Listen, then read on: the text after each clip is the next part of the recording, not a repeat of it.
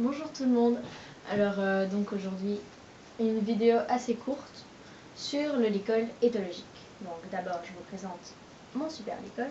C'est un licol que j'ai acheté chez Esprit Eto. Enfin je l'ai eu pendant mon anniversaire de mon amoureux. Donc chez Esprit Eto pour 10 €, c'est un licol indien parce qu'il y a une décoration plume sur le côté.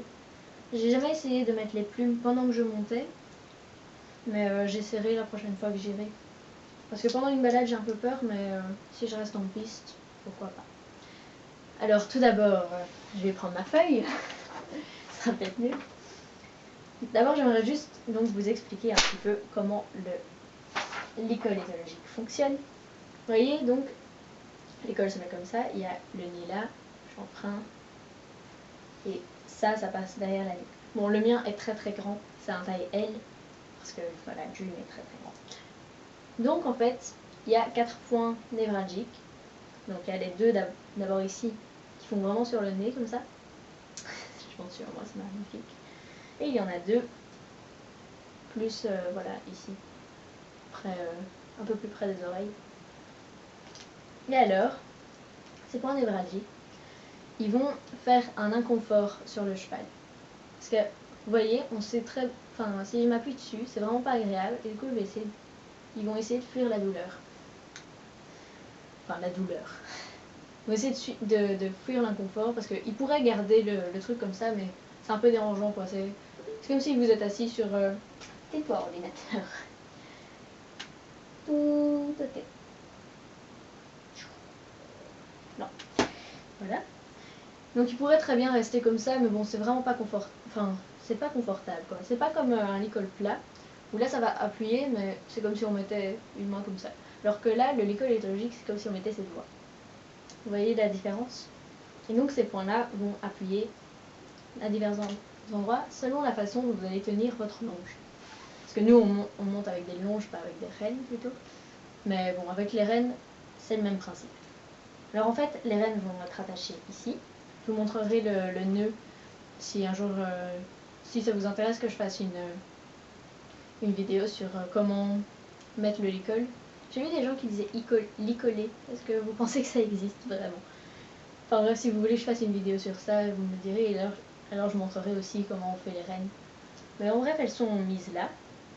Et alors, si vous tenez votre rêne comme ça, avec donc la main parallèle au sol, ça va appuyer. Donc si vous tirez vers la droite, ça va appuyer sur les deux points ici. Donc comme ça. Et donc c'est pour ça que le cheval va essayer de tourner la tête. Par contre, si vraiment, donc sur une seule rêne, vous tenez comme une... enfin voilà, à la verticale, vraiment comme si vous teniez un verre d'eau, enfin une coupe de champagne ou quoi. Là, ça va appuyer sur les deux points sur le chanfrein. Et donc ça va faire un effet arrêt. C'est très important de savoir ça, parce que beaucoup de gens montent avec un licol éthologique comme ils monteraient avec un filet ou un bridon, je ne sais pas comment on dit, je ne sais rien de tout ça. Et du coup, ils font sur les deux. Bon, la position de la main est plus ou moins la même, mais du coup, ça fait double effet comme ça. C'est vraiment pas... C'est pas intelligent quoi, de faire ça. C'est très très douloureux pour le cheval. Ça appuie beaucoup trop fort et donc voilà, il faut apprendre à l'arrêter avec une seule rêne. Et alors en fait le truc pour arrêter, c'est que du coup au début il va tourner et puis il va comprendre qu'il faut s'arrêter. Ça lui fait perdre un peu l'équilibre. Et au bout d'un moment, à force de faire tout le temps ça et que le cheval comprenne, enfin le temps que le cheval comprenne que si on le fait tourner comme ça en appuyant sur les deux points, ça veut dire arrêt. Il va juste peut-être tourner un peu la tête vers vous, ce qui est très bien. Il faut surtout pas relâcher tant qu'il n'a pas la tête vers vous et qu'il s'est arrêté. Pardon, je perds un peu mon souffle. Je remontais. Donc si le temps qu'ils comprennent que tourner la tête avec les deux points qui appuient, c'est arrêt, ben, au bout d'un moment, il tournera juste la tête, il restera bien droit.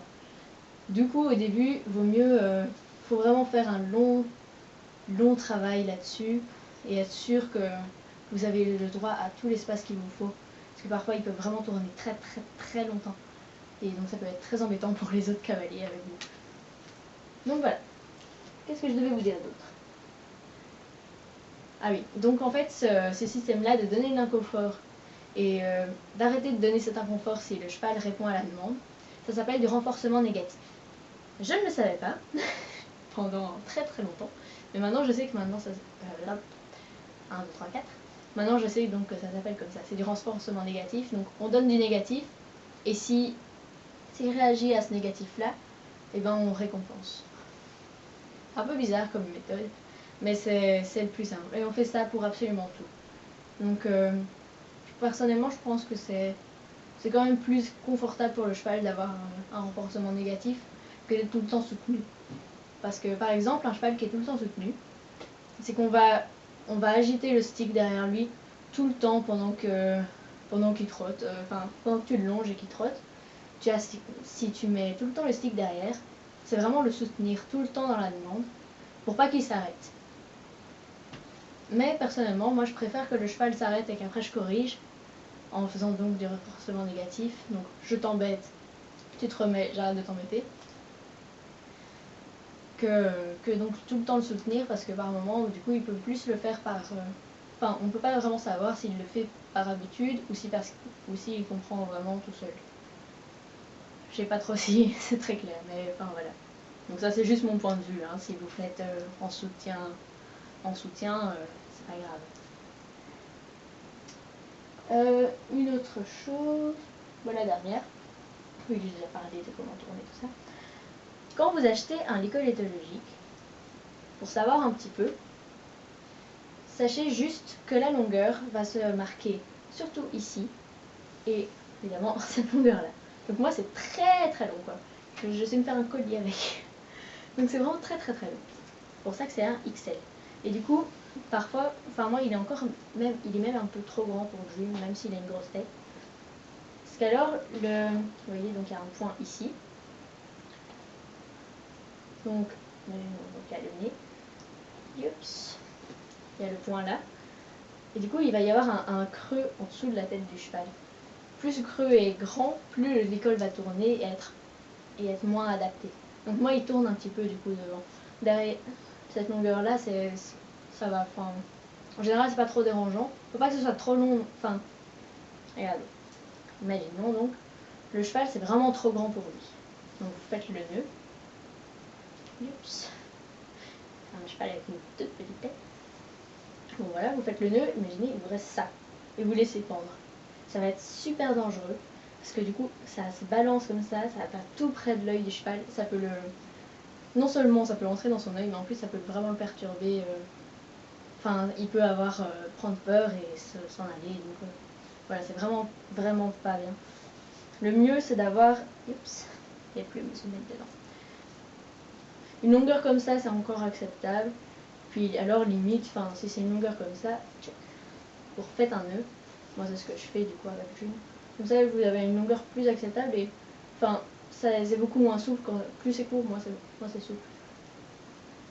Et on ferait... Parfois, c'est trop court même. Ça, c'est juste insupportable. D'ailleurs, j'en parlais dans les 20 choses que je n'aime pas en équitation. Quand c'est trop court, c'est insupportable. Donc voilà, et en vrai, c'est une longueur comme ça qu'il faut garder. Et c'est là que vous savez que l'école est vraiment adaptée. Mais moi, donc, c'est vraiment quelque chose de très très grand. Hein. Les licoles L, c'est vraiment très très grand. C'est XL sur la sellerie éthologique, esprit étho, donc c'est L. Voire même M, je sais plus. Non, c'est L. Et voilà, donc c'est vraiment pour des grosses têtes. Moi, j'avais un peu sous-estimé le truc. Maintenant, je vais prendre un L chez sellerie étho et M sur esprit étho. Donc voilà, comme ça vous êtes au courant si jamais vous décidez d'acheter là. Pour ce qui est des autres magasins, moi je connais pas très bien non plus. Parce que donc je vous le dis, moi je commence vraiment en fait dans les achats, donc je connais pas encore beaucoup de trucs ni rien. Je me renseigne autant que je peux, donc maintenant je fais quand même... ça va beaucoup mieux qu'il y a quelques années. Pardon, j'ai un peu un drôle de hockey. Mais voilà. Voilà, si vous avez d'autres questions sur les licoles éthologiques, demandez-le-moi. Posez-moi la question comme vous voulez. Les questions comme vous voulez. Par contre, je ne sais absolument pas en faire. Hein. Ça ne sert à rien de me demander comment tu fais un licol éthologique. Je ne sais pas. Ah, et Si jamais moi c'est un nœud fiador, parce que ça se dérègle beaucoup moins, je sais pas, je suis habituée à ce nœud là. Parce enfin, voilà, je trouve qu'il est plus simple et un peu plus efficace que le nœud simple. Ce qui est un peu contradictoire d'ailleurs. Enfin voilà, j'espère que ça vous a plu, donc si vous avez des questions n'hésitez pas. Et donc si vous voulez que je vous fasse une vidéo sur comment mettre le licol éthologique, je peux vous la faire sans problème, dès que j'ai un petit peu de temps et une personne pour filmer, et c'est fini. Donc voilà, j'espère que ça vous a plu, à plus tard.